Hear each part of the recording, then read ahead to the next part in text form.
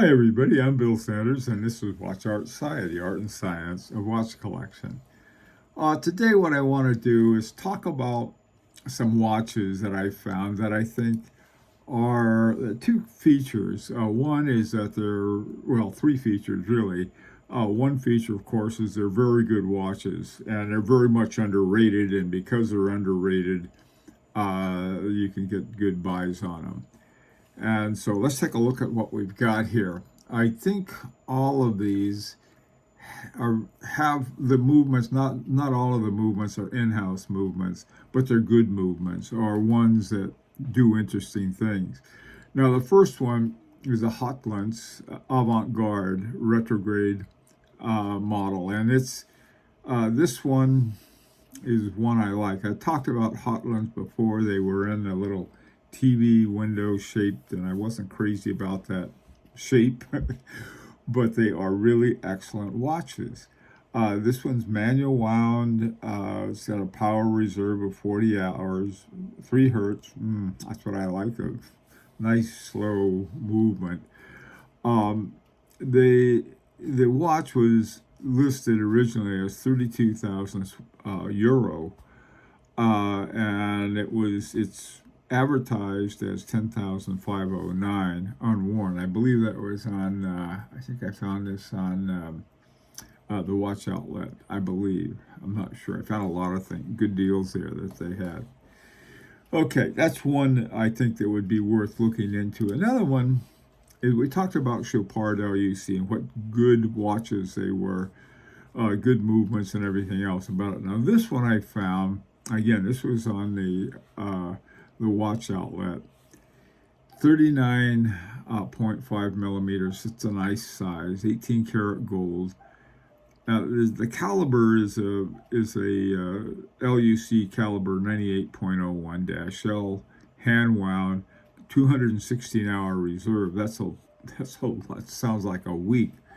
It's got a 3 hertz frequency, has date, hours, minutes, small seconds, and then up at 12 o'clock, it's got a power reserve indicator, and then at 6 o'clock, it has a hand date. So I like this watch. It just, it's a nice, clean watch and good-looking watch, interesting watch. Okay, now this next one is, price-wise, we're coming back to earth. Volcan is a watch company that, like Mark Twain, whose demise is largely exaggerated, they're still around, and they have the Volcan 50 presidents. Now, the president's model is based on the fact that I think it was in the 1950s, they gave one to Harry Truman, and Harry Truman used to wear the thing all the time. He loved his president. The watch named after that, with his, I think they were probably called the Crickets at the time, and they have the movement is called the Cricket Caliber V21, self-winding, 18,000 semi-oscillations per hour. That's 2.5 hertz, 24-hour power reserve. What a nice watch. MSRP on this one is $34.50, but the offer was $19.50. I thought that was there were a couple different places I saw this particular watch. You'll see that a lot. Is that some sellers they put them different places and hope they have a better chance of being sold, and they probably do. Anyway, this is sort of a fun watch with a fun history to it.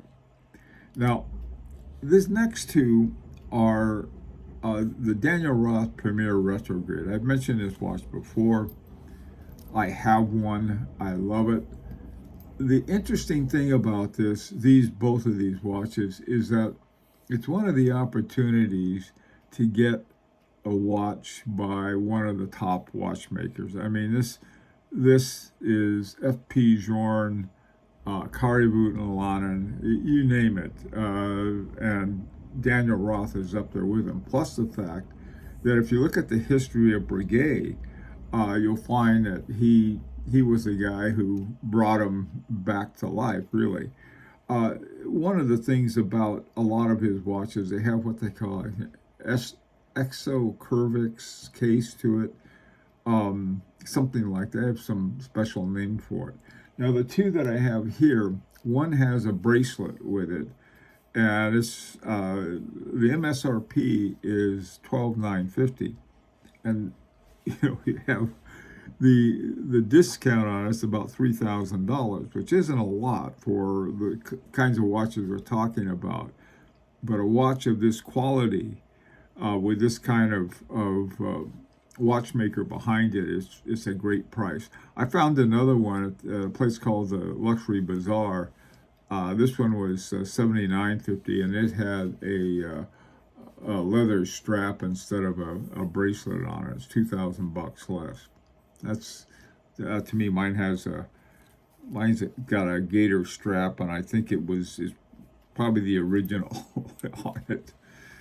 Okay, now these next two are ones you heard me talk about before.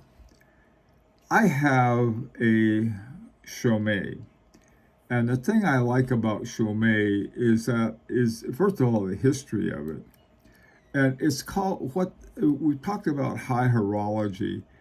This is what the French call high jewelry or haute jewelry, and so it's a kind of watch that, in this particular case, it's got there. I think most of them, if not all of them, have ETA-based movements in them.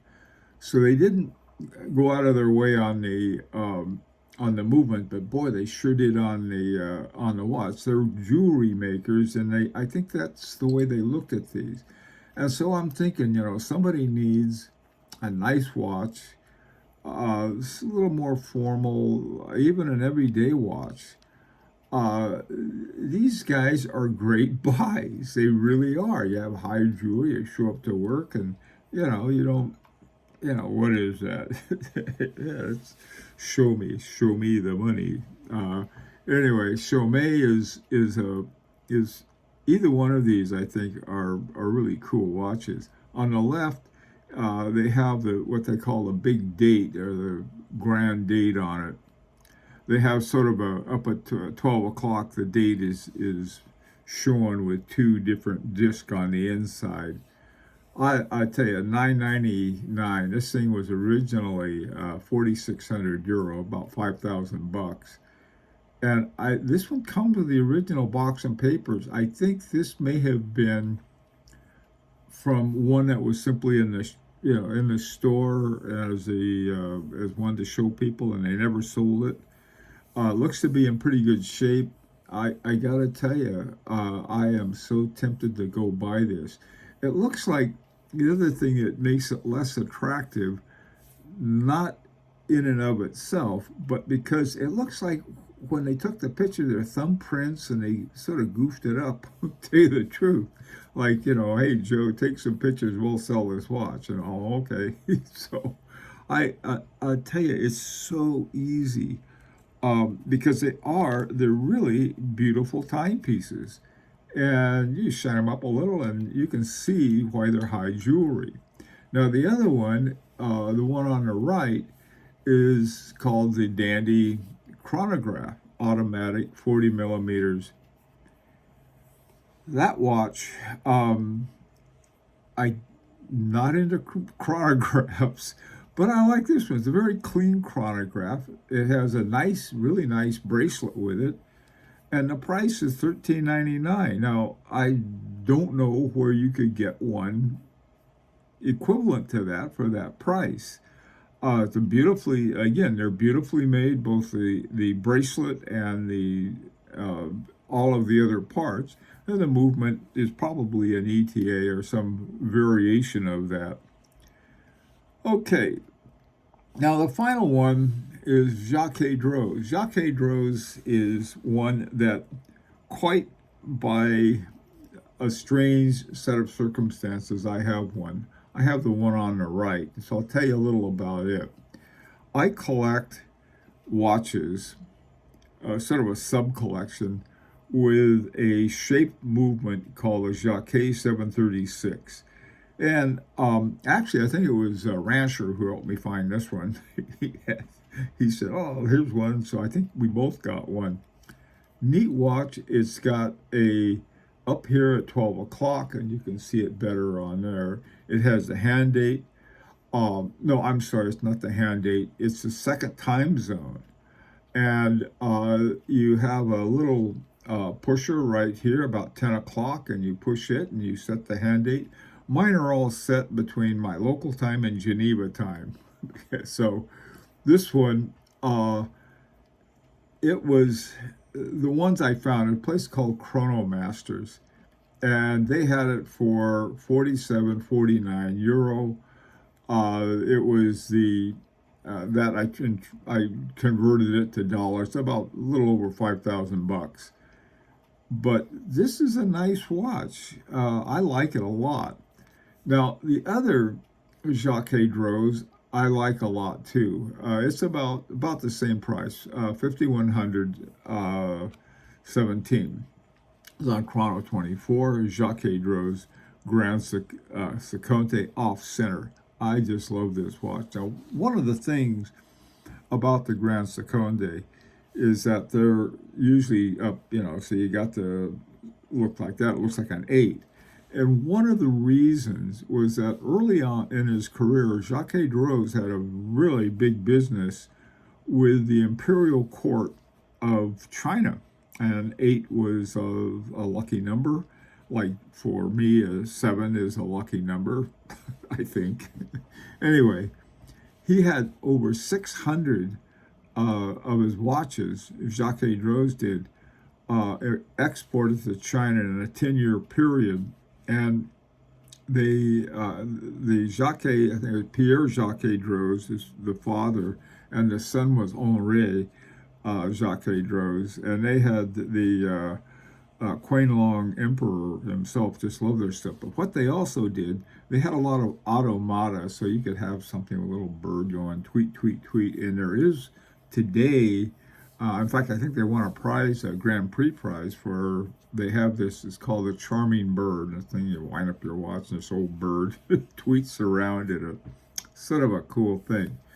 The one on the left, the caliber, is a Jacdros 2663. Now, the caliber Jacques 736 has nothing to do with Jacdros. That is a movement by Pierre Jacques, whose company was called Jacques SA. It later became La Joux Parade.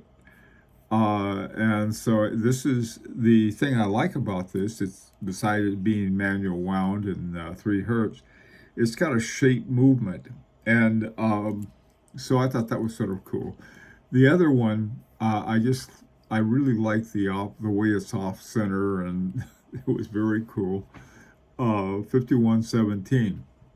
Now, like I said, I think these are good buys. I think they're underrated.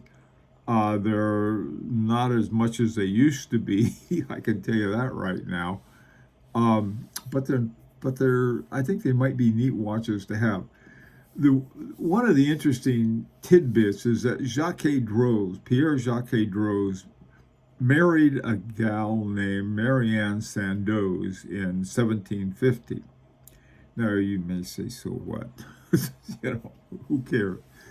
Well, the Sandoz Family Foundation they're the ones that own Vaucher, Parmigiani, Fleurier, and all of this whole vertical organization.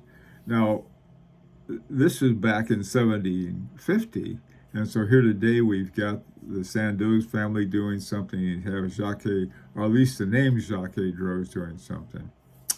Piece of history, sort of fun. Let me know what you think, and this is an opportunity to subscribe if you like. Until next time, this is Bill Sanders for Watch Art Sci, the art and science of watch collection.